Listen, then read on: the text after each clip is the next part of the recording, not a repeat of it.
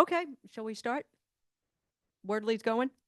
All right, welcome everyone. I am Angela Roush, your chair of Livable Sunnyvale, for our November 5th, 2025 meeting. Thank you to Sunnyvale Community Services, who is hosting us again. We appreciate this space. Let's see, who is in the room that are electeds? We have Carter Hu from the Library Commission. Or is it a commission or a board? It's a board, okay. Agnes Veith is from the Arts Commission. Mike Cerrone is the Planning Commission. Scott Duncan is Housing Commission. Doug Kuntz is from the Sustainability Commission. And I think that might be it. Oh, so we're going to do alumni now? So Bruce Patton is an alumni from Sustainability. I'm an alumni from BPAC. Margaret, Bruce is also on the County Sustainability Commission. Any other alumni? As we just go around the room. We're having a good time tonight. Let's see. So today is the day after election, so I'm happy to say that Measure A passed and Prop 50 passed. Yes, and there's some of us here from Virginia. There was some good results in Virginia. There's 3 of us here that grew up in Virginia. Yep. So let's see. Any other, we are still working on, so next month is our social, our holiday social. We are still looking on to find a venue. So stay tuned for that. It'll be in my newsletter and we'll blast it out on places. But if you have a connection, please let me know. We're trying to narrow it down to a few places. Agnes has an announcement. So Sunnyvale Community Services is collecting toys for their annual holiday event. So if you haven't already, you can donate toys here in their facility, or you can go to fire stations as well. So please donate because there's a lot of kids in need. Thank you. Any other announcements from the room or Zoom? No? Okay. So we'll just jump right into our first speaker tonight. Several months ago, I was talking to Alex Shore at Catalyze SV, and he was telling me about mass timber. I said, well, you got to find me a connection. You got to find me a connection. So tonight we have Chelsea Drenick. Did I pronounce that right? All right. Who's going to talk to us about mass timber. She works at Woodworks, and she'll explain what exactly Woodworks is. She is a licensed structural engineer in the state of California. She received her BS in engineering from Harvey Mudd, and then a master's in civil engineering from Stanford.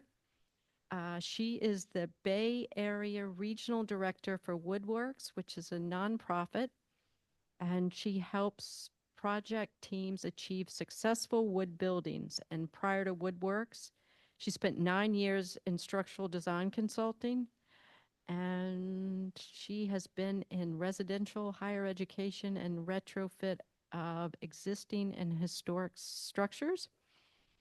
And it's probably obvious that she's into sustainability. So I will let Chelsea away. Thank you. Thank you for the introduction, Angela, and thanks for having me here.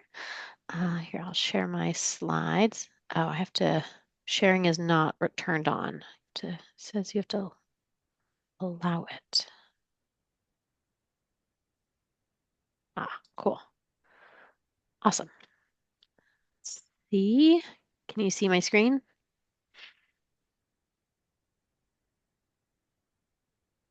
All good? Excellent.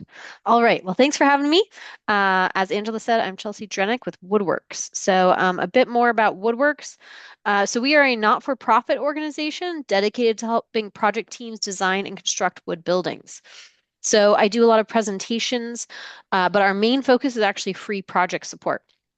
So we work with design teams, developers, contractors, to help make their wood building successful. So that really looks like a lot of different things. We help connect project team members. We answer questions. We look at construction types, heights and areas. We look at detailing, fire ratings, everything having to do with wood buildings. So I'll talk a bit more about what that means and where we can use wood buildings. There have been a lot of changes in the code recently, so we'll take a look at that. So I think my presentation's around 25, 30 minutes. So I'll run through this and then we'll take questions at the end, I think is what you'd said, Angela. Okay. So a bit more about Woodworks. So we all work from home all around the country. So we're a pretty small team. And so I'm a regional director. So I'm located in San Francisco. I cover Northern California, Nevada, and Utah. So we're located all over the country so that we get to know our local codes, our local jurisdictions, and our local design teams. So you already heard my bio, so I don't need to spend too much time on me. But if you have any questions or you're in the industry and want help on a project, I'm your main point of contact for that. So our support is free, and we can do that because we are funded fully by the wood industry. So our main funding partners are the Softwood Lumber Board, which is essentially like the got milk of the wood industry. So all lumber pays them and they market wood in general. So we are part of marketing for wood, but we are a technical resource. So I'm a licensed structural engineer. There are architects, other engineers, and contractors on our team. So we are here really to help people design and build wood buildings. We're also funded by the USDA Forest Service. Super awesome folks who really care about the forests and their health. And part of that is thinning the forests of trees and using those for wood products. So they help fund our program to incentivize the use of wood. We're also funded by manufacturers. So we'll talk about this more, but stick-built, mass timber, all wood is good in our mind. We help you use wood in whatever scenario, whatever building you are building. So I'm going to talk about mainly mass timber today. And if you're interested in seeing more mass timber, we have this great resource, which is the Woodworks Innovation Network. So you can go, it's a separate website from ours. We're woodworks.org. This is woodworksinnovationnetwork.org, but it is actually a map of mass timber projects around the country. So you can go, guess it didn't go further than that. I thought it clicked further. Um, so you can go and you can see all the projects and click on them and see photos of all the projects. There's a ton in the Bay Area, the design teams, and see a bit more about what's being built around the country. I think there's a lot more mass timber than people think there is. So my presentation is sort of laid out in the what, why, and how. What is mass timbers? How I'm going to start. Then we're going to look at why is it gaining popularity? Why are we doing something new in the construction industry, which is fairly slow to change? And then how. So I'm not going to spend a ton of time on the how. Usually, in this presentation, I'd really dive deep into the how on design, architects or engineers, depending on what they're interested in. But I'm focusing more on this, on the what and the why. And if you have further questions, I'm happy to chat about it further. So to understand, where mass timber fits and the scheme of wood construction. I think a lot of people think of wood buildings, and it's a fair thing to think about, as this site-built light frame. We see a lot of those, like the one in the far left photo, up to 5 stories, typically multifamily, often on a podium here in the Bay Area. We see a lot of this, or single-family homes. They're built out of this stick-built light frame construction. A lot of projects are also doing panelized.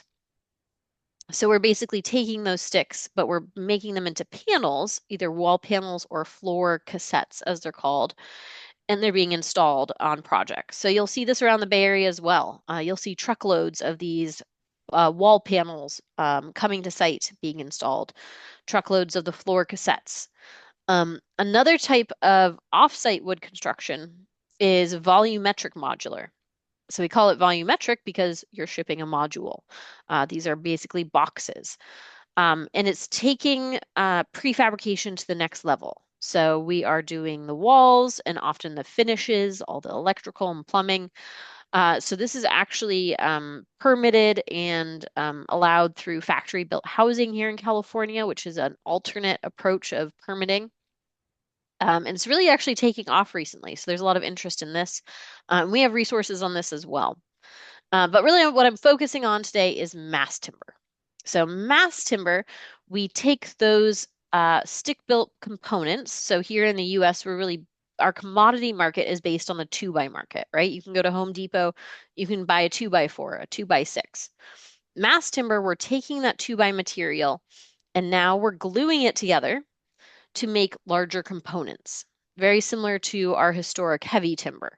So heavy timber here, you might see some projects here in California. If you go to Mare Island or some other historic sites, you'll see heavy timber, which is really big pieces of wood from one tree.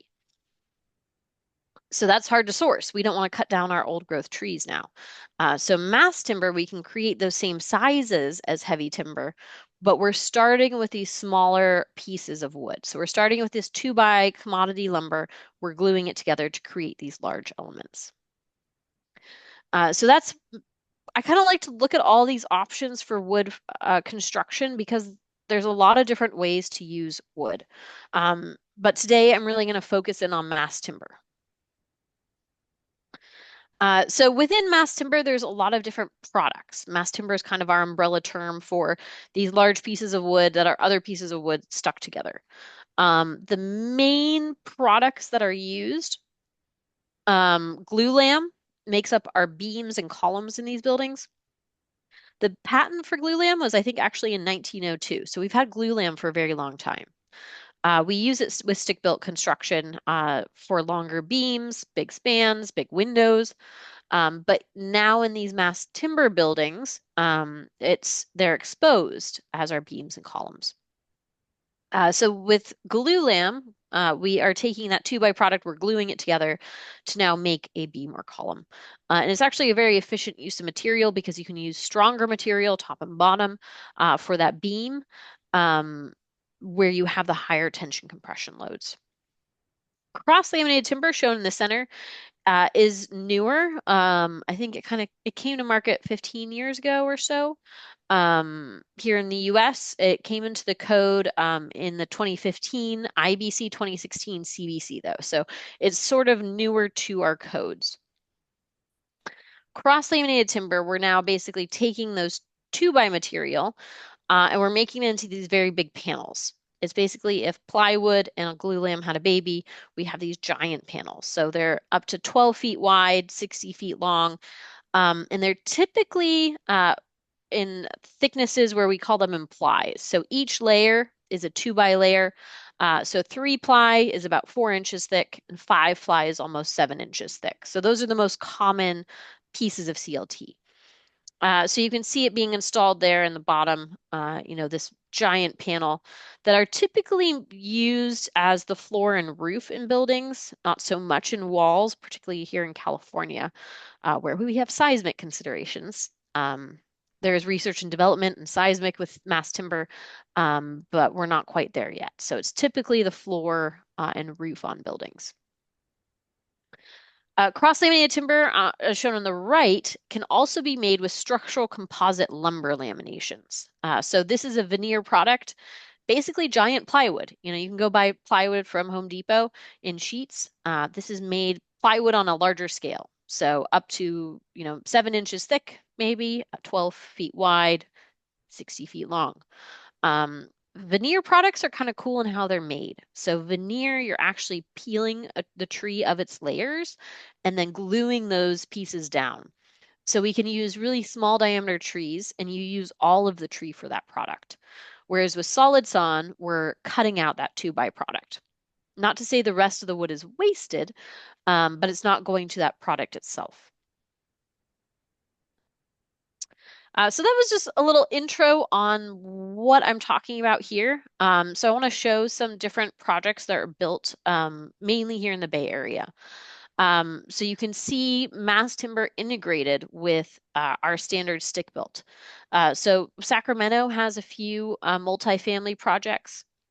So you can see here that standard stick built walls now supporting that CLT floor panel. So you can see this very large panel here being installed by just a few people on site. So mass timber is prefabricated in that there's a lot of upfront coordination, but when it gets to site, it goes up very quickly. So it's basically like a really big piece of IKEA furniture. Oftentimes, mass timber CLT is paired with panelized walls. So those walls can also be shipped to site and it can all be erected very quickly. Here's a project in Oakland. So you can see it's a very tight urban infill site. So there was no room for staging. So again, all these walls were prefabricated and the panels, again, mass timber panels here. You can kind of see a panel size here. It's hard to see in this photo, but the truck is right here. So the walls and the floor were all shipped on a truck and lifted directly from the truck into place. So it's a very fast construction. It's fairly quiet. Um, and so it's really nice for these urban infill sites, for the neighborhood that this is over very quickly. There's also a lot of different applications for it. So multifamily, obviously, there's a lot of interest. We need multifamily here in California, here across the country. But another wonderful application is actually in schools. So mass timber, and I'm going to talk about how we can expose it and fire rate it. But you can see the exposure of wood is what we call biophilic. So biophilia is this innate human instinct to connect with nature. We feel good around wood. So having it exposed in schools really connects the students to nature. So TimberQuest is a joint venture by architect, engineer, and contractor here in the Bay Area. And they're building these schools are in replacement of modular schools where they go up very quickly, but they're this beautiful mass timber. So this is some photos of one in Atherton. There's actually one going up in Palo Alto right now, and several in the Sacramento area as well. So you can check out more if you go to, if you search TimberQuest, you'll find it. I don't remember their website specifically. Office has also been something that mass timber really fits well for. So this is actually our largest mass timber building here in San Francisco. It was built 5 or 6 years ago now. One Daharo. And one why of mass timber is it's lightweight. So wood is about a quarter the weight of concrete. So if you're on a site that has poor soils, you can greatly reduce your foundation sizing. So that's one reason why One Daharo here in San Francisco chose mass timber, is that they had significant savings on their foundation. So this is an office building. I bike by it all the time here in San Francisco. A beautiful project in Redwood City. So this is the San Mateo County office building. It's downtown in Redwood City, and you can actually go walk in and see it. It is a public building. Beautiful structure, 5 stories. It was completed last year, I believe. And it's Douglas fir, so you can see that warm tone in the wood that is exposed to the interior, so the tenants get to see this. So it's Douglas fir. The wood is from Montana, and the beams were from Oregon. Our tallest mass timber building is in Oakland. 1510 Webster. It is 16 stories over 2-level concrete. So 16 stories, that's pretty wild with mass timber. So this is multifamily, and you can see it's that structural composite lumber lamination mass timber. There's also some exciting projects in Sunnyvale. So these are photos of the Google projects. There are several office buildings that Google built, as well as in Mountain View, the Microsoft Silicon Valley campus, I think is actually the largest by square footage mass timber office building here in the US. So there's a lot of different occupancies that this fits for, and we've seen done. Office, we've seen multifamily, vertical additions actually on existing buildings. We've seen warehouses starting to take off. So you can check out the Woodworks Innovation Network, as I mentioned, to see all these different projects. So that's the what. What is mass timber? I kind of talked a bit about the why. Um, and there's a lot of reasons why we might want to use it, why we're doing something new. The construction industry is slow to change. Each building takes a lot of time and a lot of investment. So people are hesitant to try something that's risky. But mass timber really hits all three of these things. The people, we design buildings for the people who are in the building, the people in the community, people in the supply chain. Um, you know, every building needs to make a profit, and mass timber does pencil in many scenarios. But we're also needing to design for the planet. Our built environment contributes 40% of global greenhouse gas emissions. 40% is from our built environment. And so that's where wood can come in to really reduce that embodied carbon emissions. So briefly touching on that a little more closely, this is looking at greenhouse gas emissions. 40% is from buildings, 28% of that is building operations, so heating and cooling.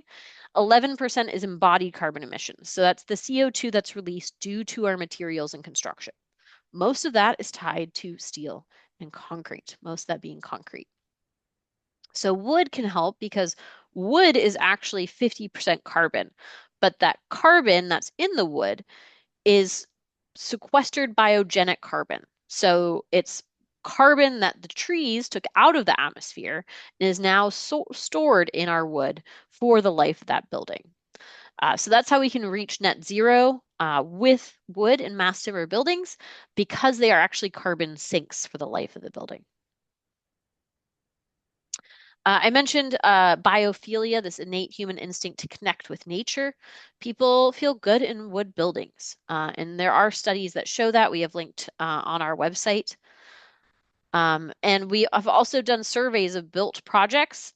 People who live in these buildings like the look and feel. They have robust pre-leasing, and people want to stay in them. Wandaharo here in San Francisco has had the same tenant since it was built in 2020. So that's saying something.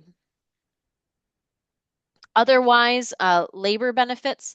All these photos you'll see of construction, there are very few people on site. And that's because we're moving a lot of that labor off-site to safer work environments in factories, manufacturing, so that people don't have to be driving into the site every day.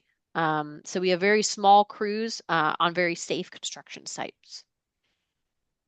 And developers like to hear this. We're compressing that typical construction schedule. So mass timber does speed up construction about 25% for efficiently designed buildings. And part of that is, compared to concrete, there's no shoring, there's no cure time. It's going up like that piece of IKEA furniture. As soon as one floor is up, the trades can move in below that.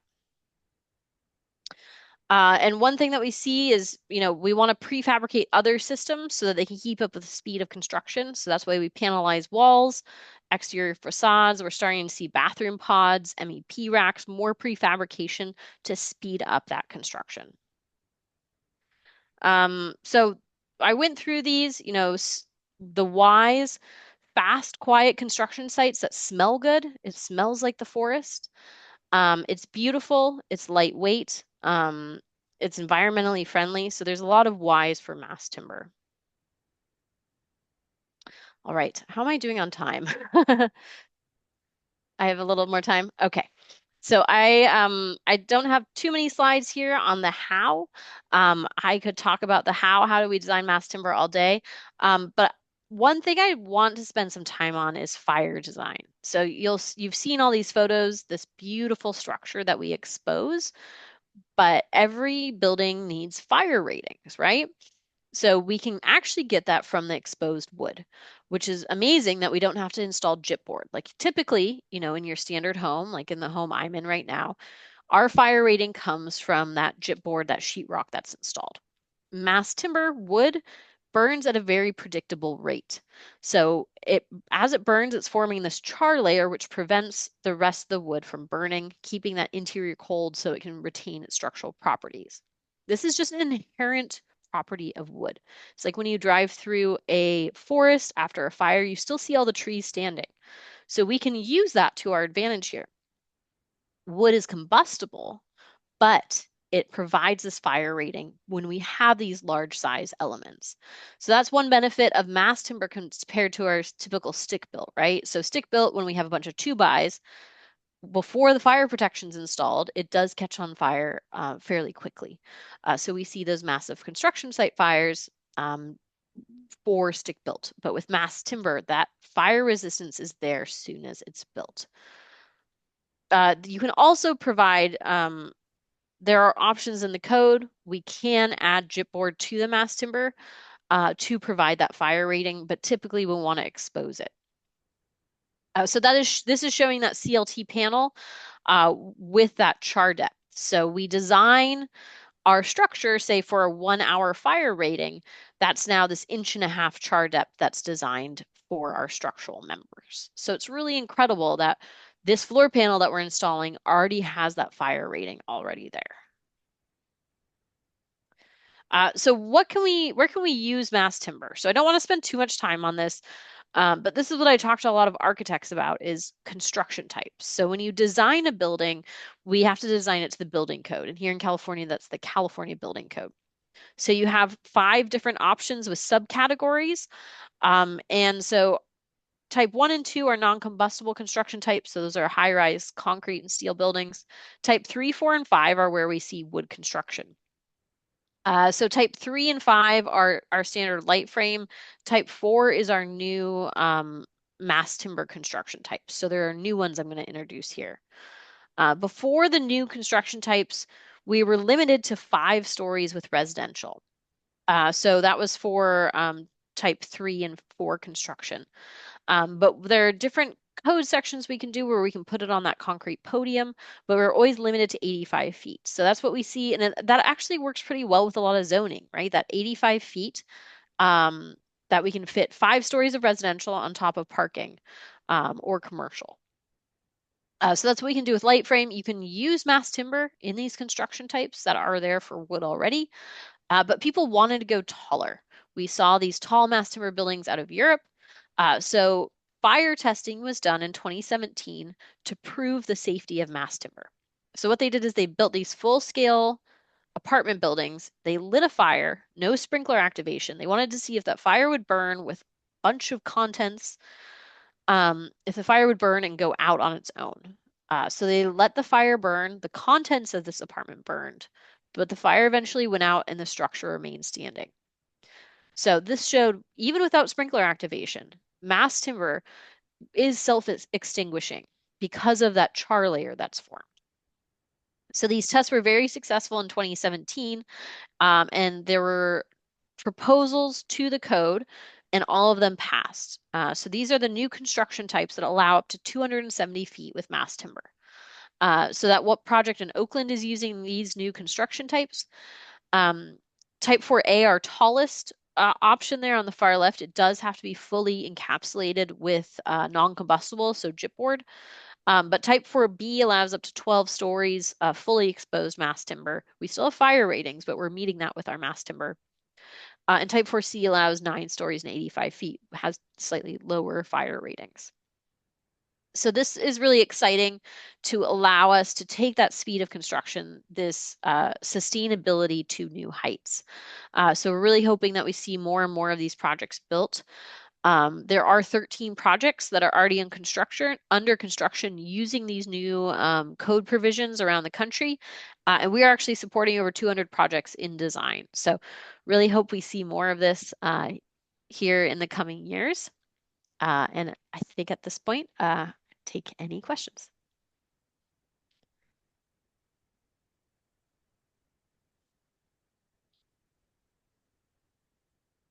Got one. Hold on. Hi. I was just curious about the glues and and if there's any stain and kind of what those are made of and if those are non-toxic or where they come from. And then also, what's the insulation rating of wood versus the alternates, whatever they would use instead? Yes, wood has a fairly good insulation value. Um, we still will typically, I think it's R of 1.5 per inch of wood. Um, Typically at that roof, we would still put rigid on top of it. The glues that are used, they do have additives for this fire resistance, but once they are cured, they are inert. So they do pass all of the air quality tests that are required. Um, so there are a lot of standards to meet here in California for that, and there are no emissions from any of the glues. And is the wood typically stained or is it just left natural? So oftentimes there's a coating. So they're not typically stained. There's a water-based coating put on them, really just for sun protection. It's UV protection. Um, it's all interior wood. So sometimes the columns have another layer of coating that's really just there for like, we touch the wood and the oils from our fingers will start to stain it after a while. But the key thing with the wood is actually to leave it exposed because it breathes with the environment, and exchanges moisture with the air. So you don't want to like lacquer it or anything. So oftentimes they will just leave the ceiling raw actually because it's cheaper. Um, it doesn't need to have any protection. Thank you so much, Chelsea. That was just mesmerizing. You may have said this at the beginning, but I'm assuming the wood is as strong as steel or concrete. How does it compare? Yes, we design it for the same, load factors. So it does actually have very high strength. And it's kind of wild, you see these columns, and they look big, but a lot of the column is there for that fire protection. Um, so wood has great compression capacity. Typically for like the beam spans, it's deflection controlled, as we say. Um, where are these? Like you can see that this is going to go to the right slide. Oops. You can see these columns. So they are fairly large, but a fair bit of that is actually for that fire rating. And you can see that here in this county office building, they actually did a double beam because the beams will get fairly deep for the loading compared to say steel, because wood does deflect. So it's strong, but it's not as stiff. Let's see. Thank you. Mhm.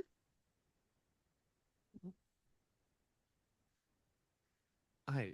So one of the things that I was wondering about was regarding the cost of this. I feel like a lot of the times when I'm hearing about new projects, the main factor, it always comes down to cost. What does it cost to build? What does it cost to maintain? And I was wondering if you could speak about that specifically with foundations, and because that was something that you had mentioned. And where do developers or people wanting to build a project like this realize those savings potentially? Yeah, that's a great question. Let me get to one of my charts. So I think cost is such a nebulous thing to talk about. Um, and it is challenging because risk is seen as expensive, right? So mass timber, the material, is more expensive than, say, the material of concrete, but it requires a lot less material and a lot fewer people and a lot less time. So it's really understanding these savings and where those potential savings are. And that needs to be built into the project cost. So we see that successful projects that move forward are people who have done it before. So whenever I work with project teams, I'm always suggesting if the general contractor hasn't worked with mass timber, that they hire a subcontractor who has, so they can get that accurate pricing. Because if you're just taking that same schedule you have for concrete and adding in the cost of material for mass timber, it's always going to look more expensive. I don't know if that helped answer. I think that does. I'm just sort of recalling one of the affordable housing projects that we talked about at our last meeting at 295 Matilda. And with that project, one of the considerations that I recall being made was, with one of the biggest costs was the concrete. And that was a limiting factor on, how tall could we make the building? And, of course, combined with resident concerns and a number of different factors. So it sounds like what we would be saying is, you know, until there is that expertise built up, folks would expect to see a sort of higher sticker price per se, and then they'd over time or as they're looking at these other benefits in terms of moving faster or managing risk or having fewer employees, that's where they'd see savings. Yes, yeah. And the project that I also talked about, 1510 Webster, they actually did see, I believe, a 30% cost savings compared to concrete because they went in it to really shave down costs and design it with wood and to see those cost savings. So it really, I think, depends on the project too.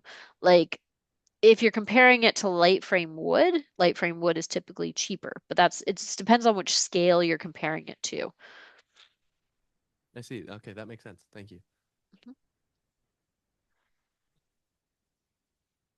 Scott, do you have a question? Very interesting discussion. Yeah, I do. Thank you. This is a great presentation. Um, I guess what I heard is many of the savings that might come with using wood come from reductions in labor. I guess I've also heard that's a source of opposition to using wood because you essentially use less local labor and you maybe are using labor off-site at the modular building site. Is that kind of a source of opposition to these projects? Yes, definitely I've heard that with modular. Fortunately, the Northern California Carpenters Union has embraced mass timber. They do actually have a mass timber training program there. So mass timber is seen as a wood product, whereas I think modular does get into more of the construction space. Um, and I think especially, we see now timber going into these high-rise scenarios where it's bringing carpenters to heights that they've never really gotten to access before. So I do know that mass timber does have the support of the Carpenters Union. That's good to hear. Thank you. Mhm.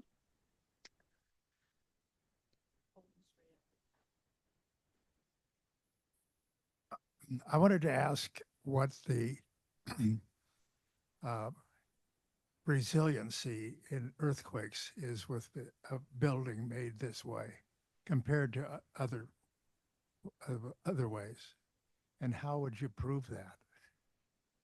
Yeah, great questions. That's something where we're working on the research and development. And so at this time, this is handy that I have this photo shown.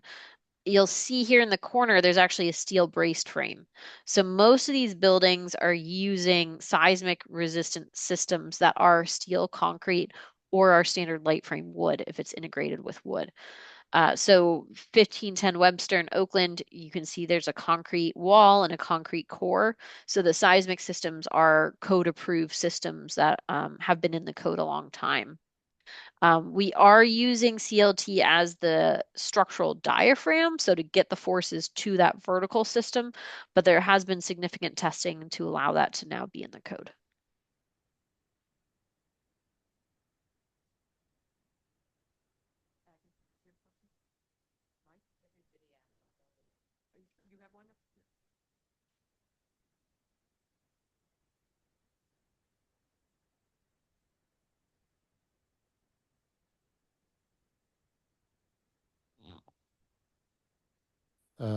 Hi, Chelsea. A couple questions, and I wanted to highlight something you did mention, but I think is very important in terms of the buildings we see. We see a lot of projects that maybe they're 4-story, maybe 5-story wood, and we'll tell the developer, well, uh, because we want more housing, why don't you add another level on this to help it pencil out better or whatever. And we hear, that if we go another one or two stories, we have to change the construction material. We have to go to concrete, and so there's always been this funny area between about 4 stories and maybe 8 stories where Yeah. nobody can build there because it doesn't make economic sense. So I think that's just a very important point. So for those intermediate levels, which are not uncommon for what you'd want in an urban environment, uh, this potentially could fill that gap. Um, and um, the recently on the planning commission, we heard about a building. They showed us a multi-story building, and they said, well, we might use concrete or we might use mass timber. We're going to decide that later, which I thought was interesting. Do you see designs where it's sort of a similar design, but then kind of at the last minute or whatever, they can decide to go one way or the other, similar structure? Yes, definitely. We see a lot of projects consider mass timber early on, and a lot of them, one thing or another does push them to the more conventional material. So there's a lot of different pieces you have to overcome, insurance, getting your financing in place. There's a lot of things that are challenging with new and innovative materials. Like, One in San Francisco, they took concrete very far through design, and it was really that savings they saw in their foundation that were like, you know what, we're going to make it work. So I think we're still at that phase where this is new and innovative, and it is hard sometimes to push through the hurdles. But we are excited to see all the projects we are pushing through. So are there regulatory hurdles or, something we can advocate for that might help that along? That's a good question. It is in the code now, which is exciting to see. I think the parameters, the code, and I should have maybe put more information on the code. It is updated every th 3 years, and the code is by committee. So different groups push forward different pieces of code. So I feel like the building code doesn't quite keep up with our innovation and what we're pursuing. But it's good that the code is there to provide us with these safe parameters, but I think they sometimes are fairly conservative. So they're doing more and more testing, and each code cycle they suggest new pieces of the code. Like, for example, Type 4B just had a bunch more testing, and so now it can be fully exposed in the next code cycle. So I think as we see things, the iterations change and more things come out, we'll be able to do things in a less conservative manner. But um, I guess I'm not really answering your question. I'm not sure, what we can do to encourage it. I'm trying to just educate and go out and talk to people about it. One more question, and maybe Doug can ask, who also has his hand up, but can ask this better. But I believe there's legislation recently that is freezing building codes for something like 5 years. I'm not sure that applies to this type of building code, but I know the Sustainability Commission has been looking at that, and we did an emergency ordinance here to get some things through before that went into effect.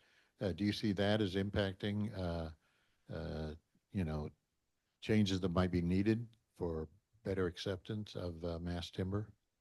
My understanding that was only at like local level. So the state code will continue to be updated every 3 years to the International Building Code, which is what the California Building Code is based on the International Building Code. It's not international, it's just here in the US. It's kind of silly it's called that. But California is based on that. So every 3 years, my understanding is it will still be updated to that. It's just local jurisdictions won't be able to add more things to it without red tape, which is potentially good that they can't, I think it's trying to make the California code more equal across the entire state, because it's tough how jurisdictions will add different components. And so when you try to build a multiple jurisdictions, things are different. Okay, thanks.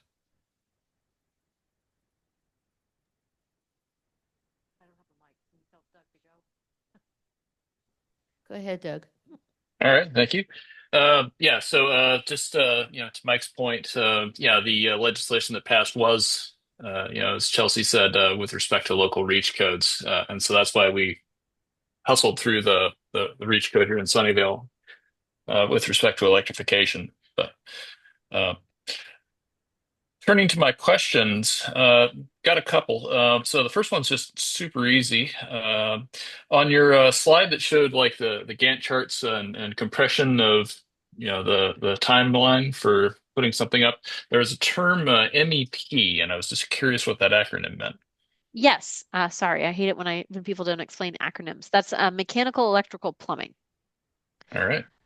So yeah, I guess I didn't spend much time on this, on how you can start different pieces sooner. So mechanical, electrical, plumbing can go in sooner because there's no shoring. As soon as the level's up, you can be installing it in that in the level below. Awesome. And then my other question, I was curious if you know these mass timber building forms that you were describing were only used with particular types of wood, and is there any kind of consideration in terms of are some trees more sustainable to use than other trees for this, and why? Yeah, that's a great question. And I will preface this by saying I'm not a forester, and the foresters are super knowledgeable on these sort of things. Um, Currently, I would say here in the West Coast, typically you'll see Douglas fir or spruce pine fir. So those are two species that are great lumber. They grow really straight, they're super strong, they grow fairly fast. There are other species of wood that people are investigating using, like ponderosa pine is one that's kind of underutilized. So I believe there are grants here in California to kind of figure out what to do with some of these underutilized species, because Douglas fir, we love it. It's super strong, but it's, and a lot of, I think, lumber in the Pacific Northwest, now they plant that because that's what they want to use. But we want biodiversity, we want other trees. So trying to figure out what is our local landscape, what can we do with these trees? So I think there is some investigation into that still ongoing. If we were on the East Coast, you would be using a lot of southern yellow pine because that's what grows there. So we do use the species of wood that is near us, but I think there are preferred species.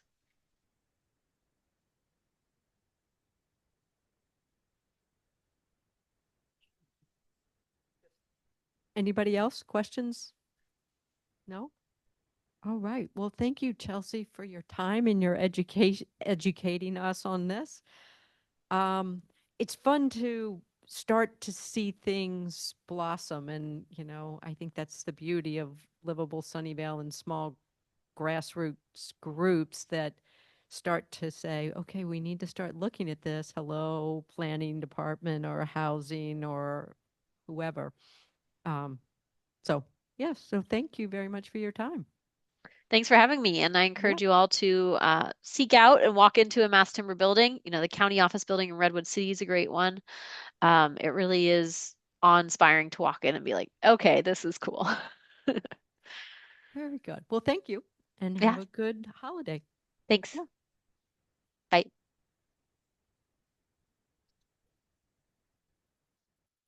So another, Ronnie, I'm going to probably ask you to do your presentation from here because we don't really have a camera to do it from up there, correct?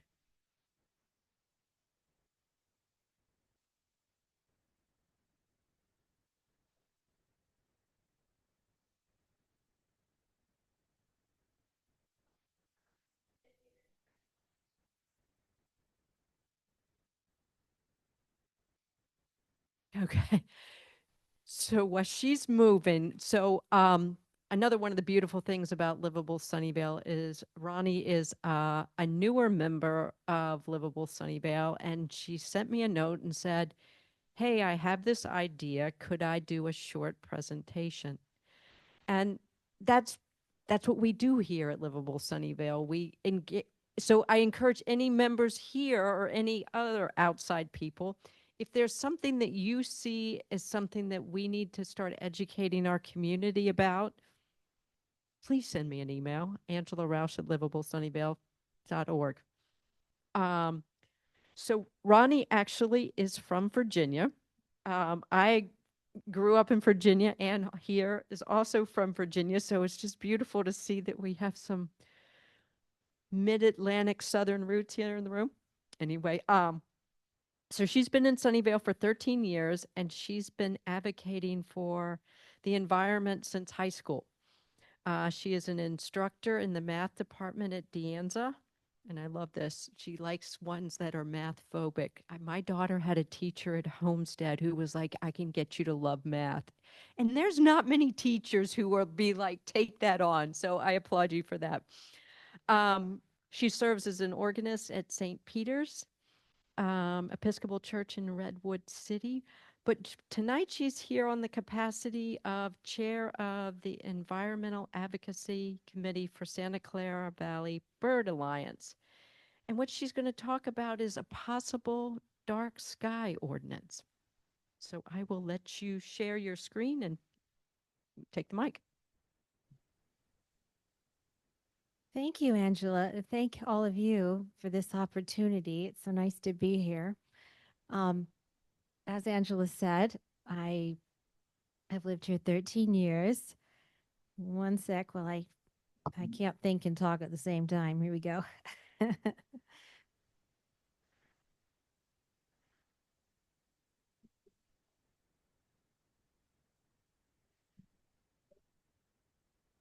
Okay. So I am here to convince you why Sunnyvale needs a dark sky ordinance.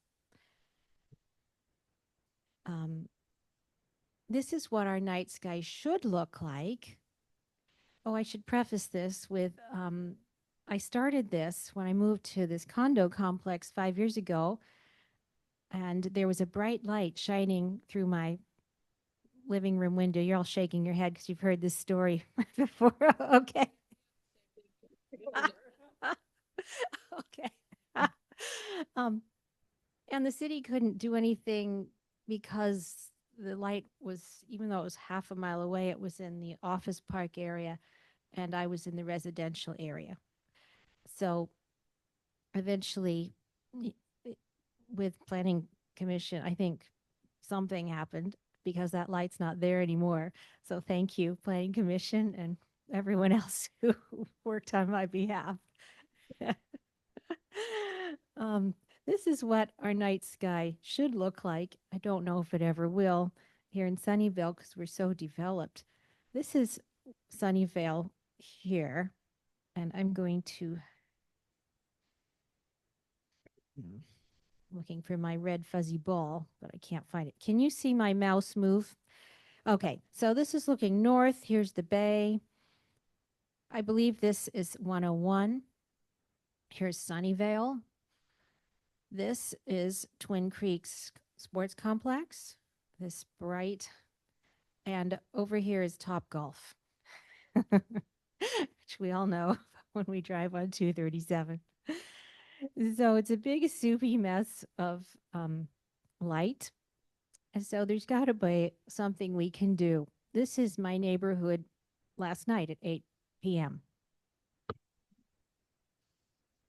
This is from satellite.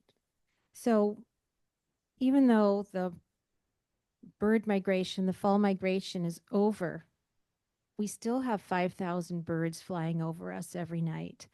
And they see this and they get disoriented. So studies have been working on this. First, Sunnyvale has done a lot. And thank you, Planning Commission and Council. The newly proposed residential area at Moffett Park has a very comprehensive plan. And then Cupertino, Los Altos, Brisbane are the latest cities to create a dark sky ordinance. Palo Alto and Mountain View are currently crafting theirs. Angela just pointed me to an article in Spotlight about the acrimony at Palo Alto, but I think they'll work it out. I think the last time I was there, the staff had created a new ordinance that was less effective than what they've currently had. So they're working on their examples of what could be in a dark sky ordinance. Curfews, so lights out at 11. Blinds on office buildings that are drawn at dusk. Shielded lights, lights that face down, not up, on the sides of buildings and billboards. And make it easy and practical for law enforcement. Only respond when there are complaints. Replace fixtures only when they have worn out. These are examples. Every city has a different plan, and it's a conversation. We're just asking that we start this conversation now between staff, council, and stakeholders based on 5 principles. Use light only if it is needed, only where it is needed, and only when it is needed, and minimize the intensity. Here are some examples of shielding light. The best is on the right. However, if the type of light that's being emitted is bright blue, it's going to have glare. And so the shielding is really not effective. Here are the spectra for different Kelvin temperatures. So we have the recommended for wildlife on the top left, 2700 Kelvin. Here's 3000, sorry about the zeros being cut off. 4000 Kelvin, 5000 Kelvin. And as you can see, as the light is hotter, we have more of the blue, the shorter wavelengths, higher frequency. And this is the most detrimental to wildlife. On all life, we have all evolved over millennia to have darkness, especially for insects. They are most vulnerable. They are attracted to this light. They get exhausted. They get eaten. Their reproductive systems are awry. Their immune systems are compromised. And then they are not a food source anymore for birds. It affects birds directly. Here's an example. This is actually one of the Canary Islands. This is a wind shear, a shear water, some shear water here. And there's a nest on the top of right of this map. 4 fledglings. 2 of them have made it south to the water, but the other 2 have been caught in these coastal towns where there are bright lights. And the only way they could get free is when the biologists carried them to the top of a building and helped them get a loft, because they just get stuck down there, and they're young and they've lost their buddies. So they are rather defenseless with this light. ALAN is an acronym for artificial light at night. So it affects wildlife individually and entire populations. And it affects humans. So our exposure to this blue light suppresses our melatonin, and we don't sleep as well, which leads to any disease you can imagine, from depression to diabetes to cancer.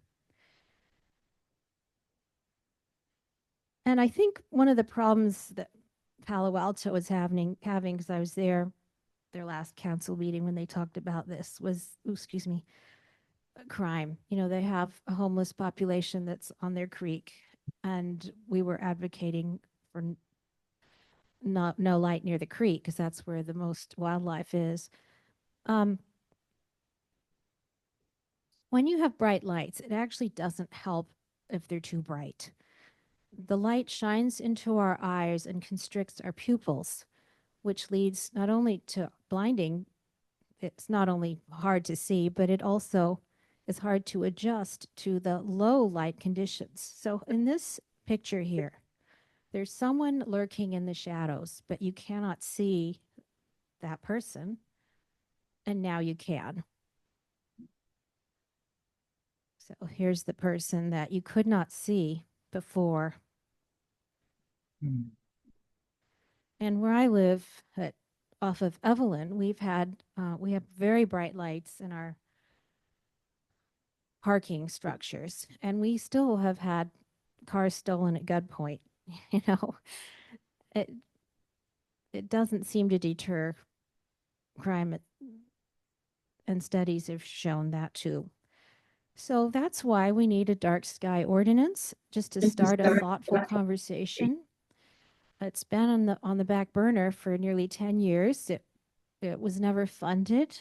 Planning Commission 2 years ago made it a study issue, but it didn't go further. And now that Palo Alto and Mountain View are working on theirs, I think it's prime time that we can join that energy and get ours done. If you have any questions or if you'd like to help, here's my email address. I'd like to end with a quote I read in The Guardian a couple days ago about a naturalist writer named Beth Pratt. And she said, "People don't understand that wildlife operate on the barest of margins. Something like trampling their nest or leaving trash out can result in dead animals or a loss of habitat or scaring an animal who doesn't have a lot of energy reserves to begin with." And I think the same applies with light pollution. Our wildlife just cannot handle any more stress. Thank you. Any questions?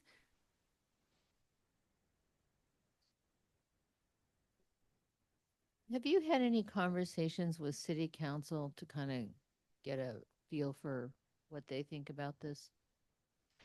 Not recently. A couple years ago, I did. I'm meeting with Charles E. soon.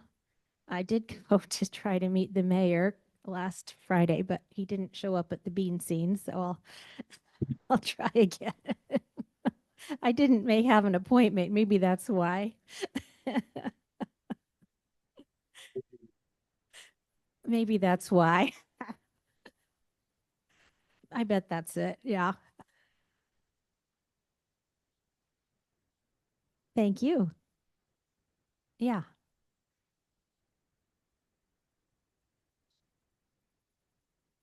Okay, thanks. It seems like every time we have a new project coming in front of the Planning Commission now, they are doing bird safe designs. I've noticed that. Yeah. And I think for a new development, I think it costs almost nothing to do that and maybe save some money. I mean, they're paying to illuminate the sky. Is that going to light up the moon or something? It's just throwing money away. So, but what we always hear and what is the source of a lot of this light is the street lights, which are very bright and illuminating everything for no reason. And they always say, well, that's another department. And so that may be something we'd want to look at. Now, they just changed the study issue process for the city. So getting something moving on this will be harder than it used to be, but certainly, but city council members will have 3 study issues they can propose. So if Charles E. or some other city council member is willing to propose that, then they might move ahead. Yeah, thank you. And thank you to Livable Sunnyvale for telling me about that change in procedure. I did notice, I was driving around last night trying to get photographs, and I was going to take my least favorite example of which is Sunnyvale, Saratoga, parallel to Murphy. And I believe, if I'm not mistaken, those acorn light bulbs have caps on them now. Am I just dreaming? well, anyway, they look better. So I thought, oh, well, somebody's been working on this.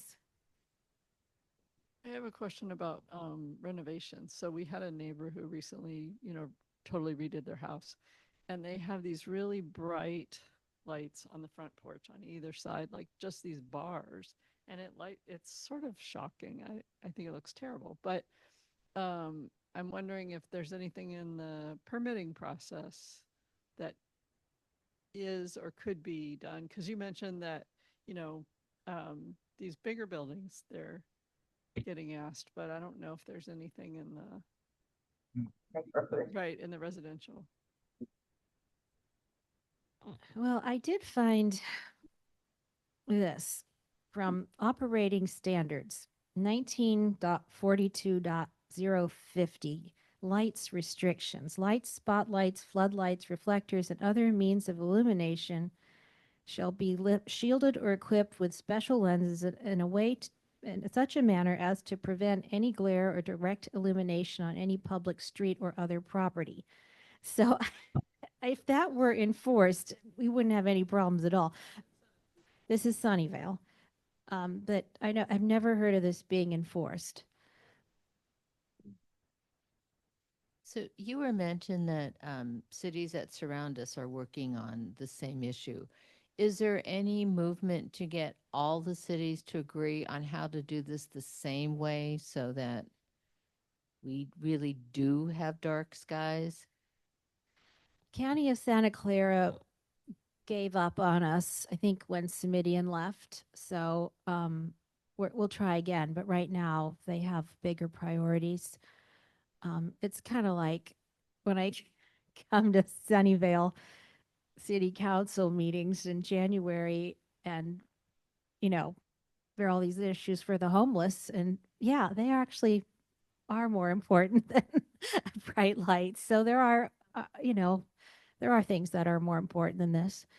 Um, as far to answer your question, no, we haven't had a comprehensive. I think that would be done by county, and we're just trying to do low hanging fruit right now.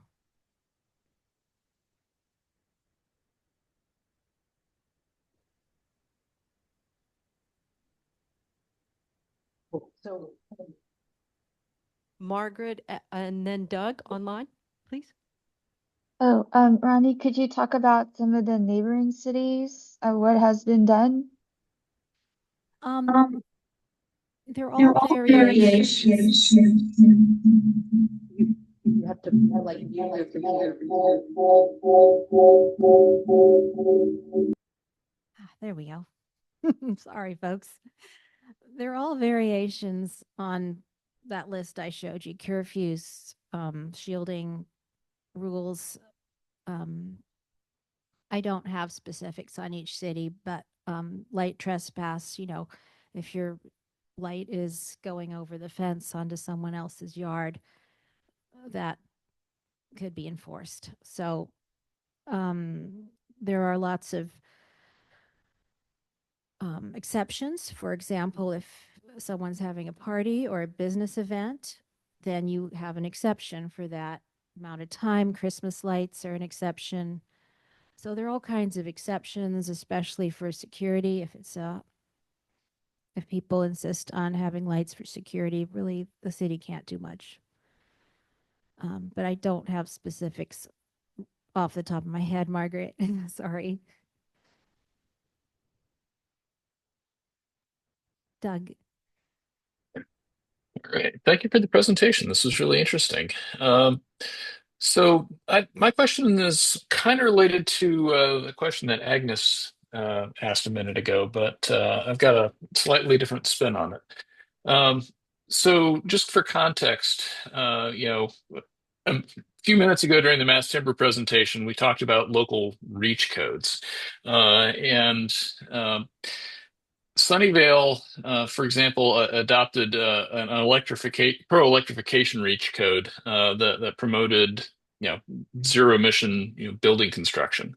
And part of why Sunnyvale, was able to do that very, cost effectively and straightforwardly is that there's a local body called Silicon Valley Clean Energy that put together a model reach code for what an electrification promoting reach code would look like. And then local cities, had that as kind of a reference that was pretty easy for them to adopt rather than, staff needing to, figure out what that code should look like. So is there already, some kind of a model code that the other cities have, adopted, or has it been, purely a local effort city by city? We have a model.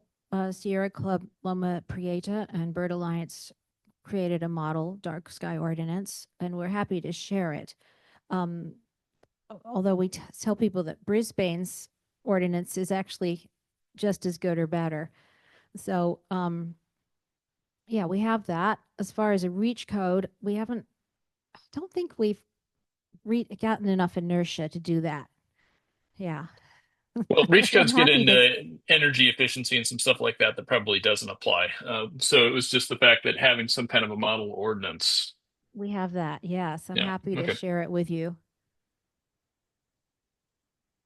Please do. Thank you. Yeah. Thank you. Anyone else? Anyone else? Well, I must say I learned a lot. I'd never, I wanted to take a picture of the slide with the light, with the blue light. I thought it was that. I'm sorry for my ignorance. That was fascinating. And then part about the insects and how they get disoriented. I mean, you are most welcome to my slides. Anybody? well, thank you. We can certainly be a resource and be in touch about how maybe to move this along. So chat with us after you meet with Charlesy. Oh, Thank you all. Oh, yes.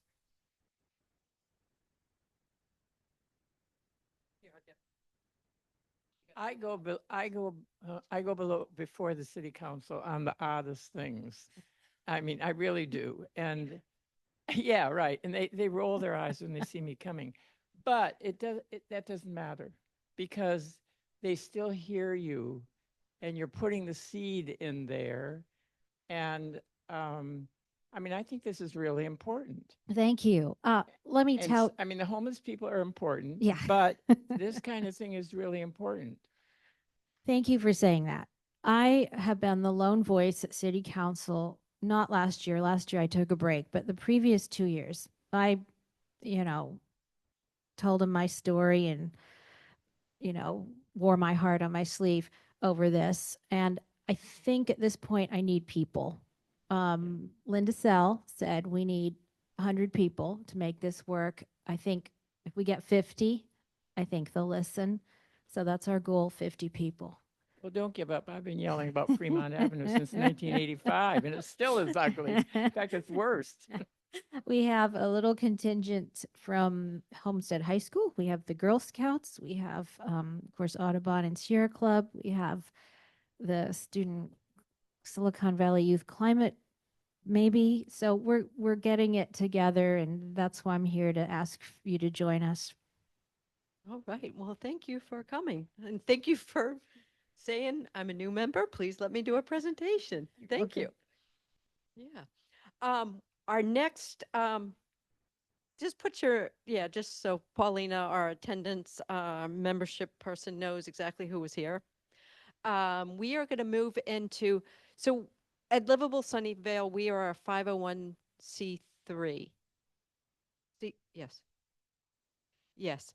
And part of what we do is we have bylaws. So we just looked at our bylaws recently and said, oh, we should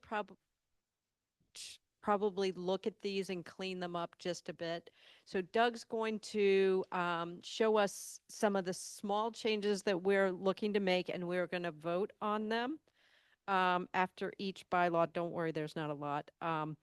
And in the chat, Paulina has put the eligible voters, and I believe most everybody in the room except for maybe, I don't think so. So you need to sign in. but everybody else I think should be eligible to vote. So, Doug, take it away, please. All right, so good evening again, everybody. Doug Kunz, one of your vice chairs, and happy to walk everybody through some bylaws updates, proposed bylaws updates for your consideration. So, just to kind of set the scene before we go into, the details of the changes, um, you know, there's nothing all that radical. This is basically kind of some good housekeeping of the bylaws. One change that you'll see, and this is carried through the different portions of the bylaws where this applies, is just to update the board voting requirements. So basically, right now there's a lot of places where it specifically will say 9 board members, or like describe a majority as being 5. And sometimes there are fewer than 9 board members. So some of the phrasing is just changed to reflect that, for example, a majority of the board, is a majority of the board as opposed to specifically 5. And there's also a change in terms of how we keep the records of our general meetings. So there's some reference in there to meeting minutes of our general meetings, and what we've been doing is posting the recordings. All right, so we'll go ahead and dive in. All right, so first off is just that when we change our bylaws, we do increment the version number. So this proposal, if it passes, would put us at Livable Sunnyvale Bylaws version 2.4 instead of 2.3. And this is our first amendment since May of 2022. Next up, so as mentioned in the section on general meetings, instead of minutes, the heading would be changed to recording meetings. And instead of saying that minutes are being kept for all of the general membership meetings, it's saying that the meetings are being recorded, and then those recordings are being posted online at least 72 hours before the next general meeting. So everybody has a chance to have a look at what transpired at the previous meeting before they come in. In addition, there's just a clarification in terms of notice that the agenda is distributed 72 hours in advance of the scheduled meeting. So previously it didn't say in advance of what. So that's just a clarification. Okay, sorry, one sec. Angela, were we voting on changes individually? Should I think I we have be to vote change individually, so we'll. Okay. Oh, Agnes is like, it won't be that long. So I will ask all in favor of that proposed change. Yes. The one we can try if there's any. We could try to do them as a group. Okay, we'll go through them and try to do it. We'll vote them all the proposed changes at once. All right, we'll do them in mass, and somebody can always effectively pull them from consent, quote unquote, as it were, if they have something that they've got concerns on. All right. So next up, as mentioned, so instead of saying the board will consist of precisely 9 members at all times without any flexibility, that the board will consist of a maximum of 9 members. So that is the target, but it can vary at times. The requirement for residency of Sunnyvale, and the number of residents need to be on the board was just tweaked to reflect that it's not necessarily exactly 9 members. So no more than, instead of saying no more than 3, it's now no more than 1/3 of the board members shall be non-residents. And we also put in some flexibility there, such that, in the event that a resident board member resigns, that the non-resident board members who are serving are allowed to complete their terms rather than having to be summarily ejected immediately. So allowing for some continuity on the board, rather than having a chain reaction in the event of a resident board member resigning. Okay. And any might be easy, or if there are any questions, if folks raise them, on any particular slide as we're going through. So if there are no questions, I'll move to the next one. Lana's got a question. Yeah. Sorry, just super quickly. Should there be a minimum number though? Like a board of one seems a bit weird, right?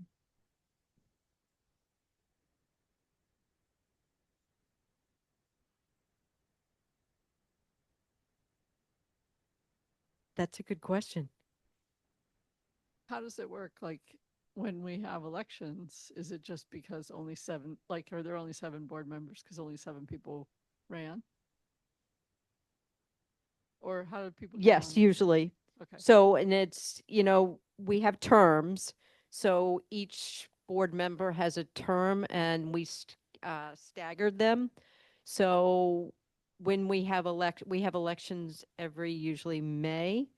And then we just see whose term is up and if we were able to recruit anybody to get to 9. That's how it works.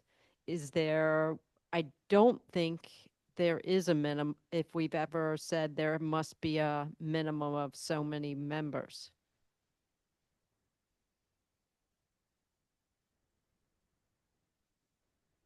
So I guess there should be. Do we want to,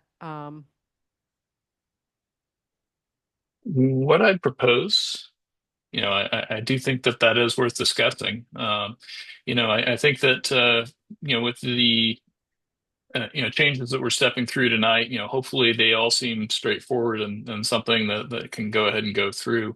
And nothing says that this has to be the end of, continuing to, maintain and improve our bylaws. So that can certainly be something that, the board goes back and has a discussion over, just as the board had a discussion, looking at the bylaws and coming up with these proposed changes. thank you. I think that's a good way to go forward. Okay. So I think there's some discussion that there could. Yeah, sorry, I don't mean to drag it out. Just like I've heard of organizations being taken over by like a small number of people who then just pack the board and then they decide they don't need any more people on the board. You know what I mean? That some of those considerations have come up in the bylaws before, and actually before my time too, about how to maintain help me out on the word, a reputable board, or one that is, we have had, so let's have a discussion about that. But there has been a thoughtful process throughout Livable Sunnyvale to make sure that there are mechanisms in place so that it can't be co-opted by whatever or whatever. Does that make sense? Or Mike, do you want to be our historian on this? So I'll just point out that the terms for the board are 2 years. So in any given year, only half the board is up for election. So the whole board can't turn over all at the same time. So that gives us some stability. But and there currently is no minimum. But I agree that it should be. But whether it prevents us from going ahead with this or not is a question. But I had the same thought just as we were reading this, that we should have a minimum. Although again, it's not entirely clear how we force that. So might I suggest that we finish this and then perhaps Doug can put a sentence together for next month? Yeah, because we did send these out, and so making changes on the fly, I'm not sure would be appropriate. But yeah, next month that would make sense. Perfect. Doug, I'll let you continue. Yeah, and to be clear, these are not changes that I am personally proposing.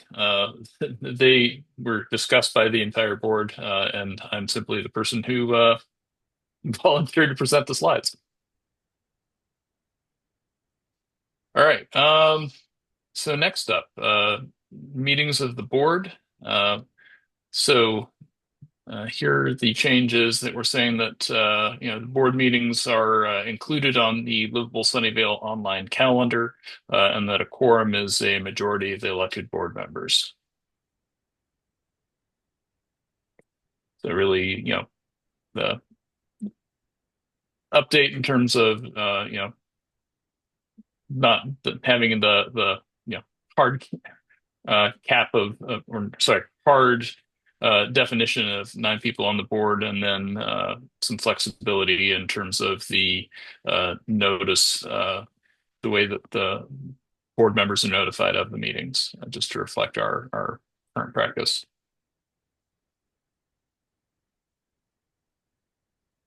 And I can't really see if there are questions in the room, so I'll okay.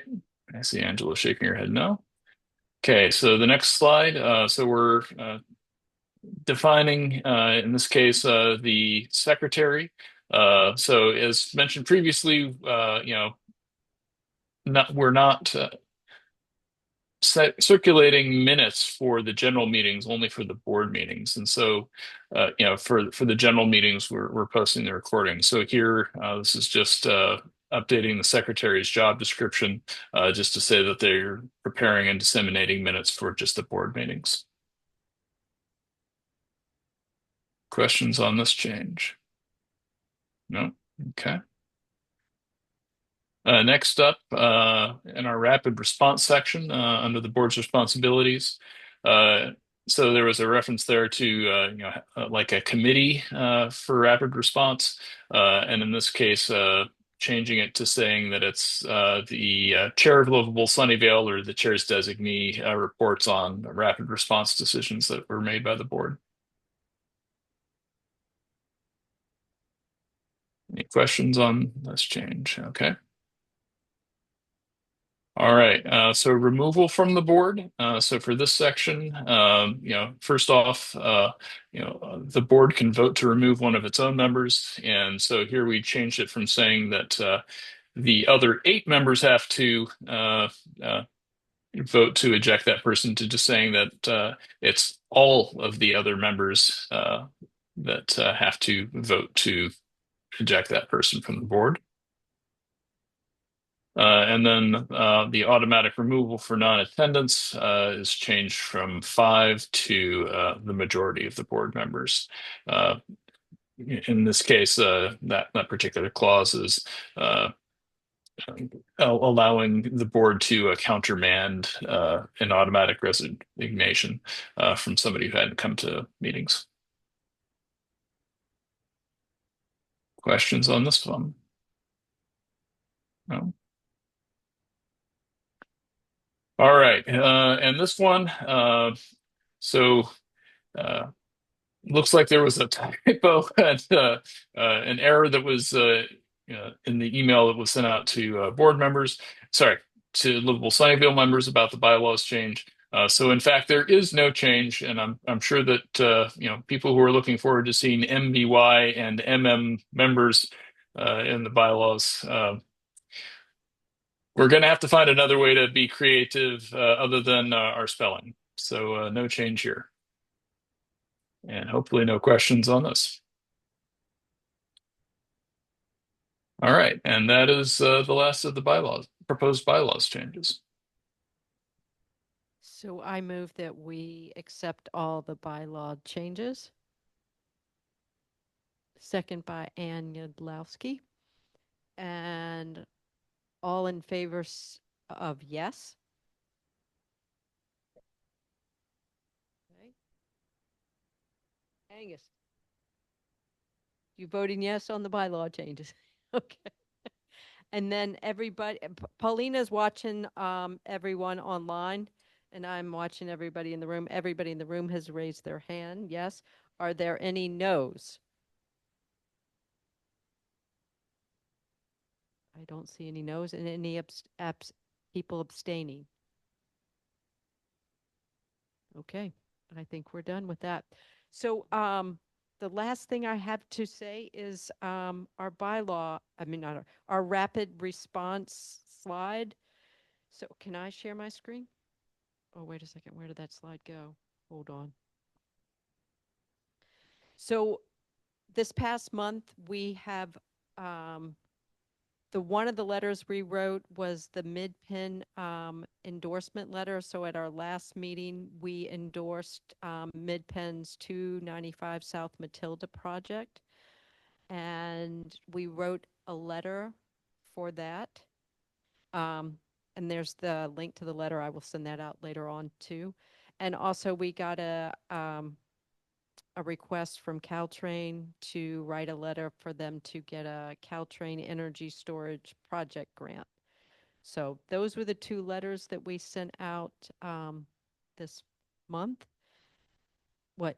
And Agnes says what? We have not sent that by letter. We have not sent the endorsement letter to the city, but hold on.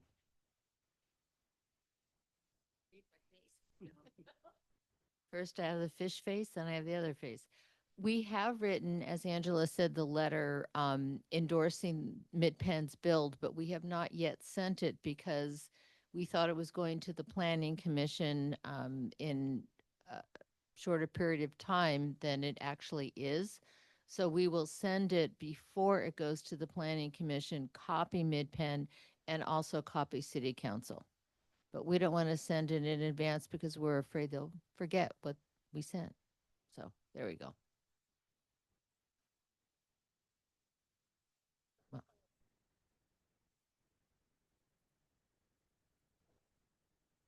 Caltrain,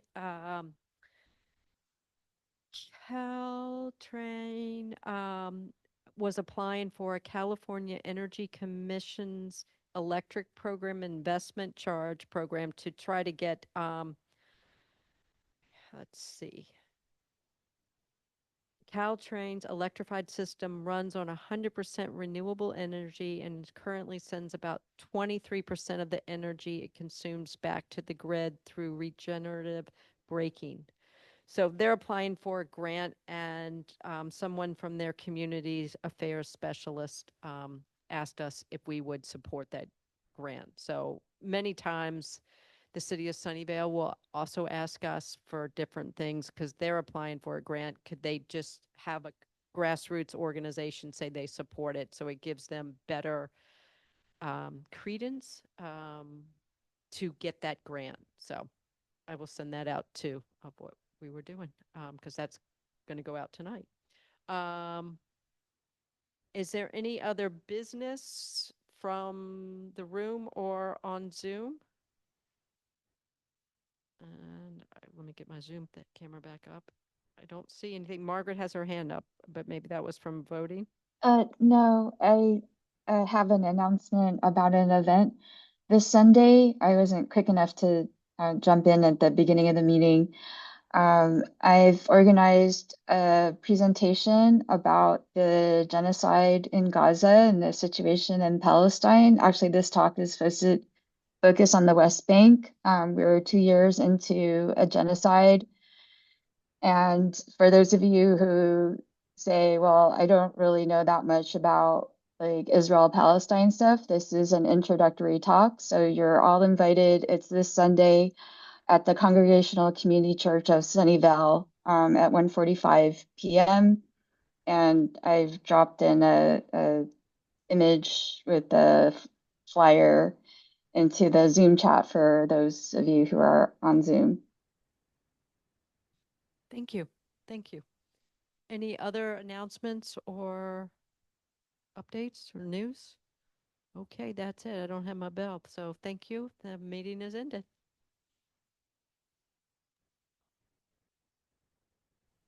Thank you. Have a good night.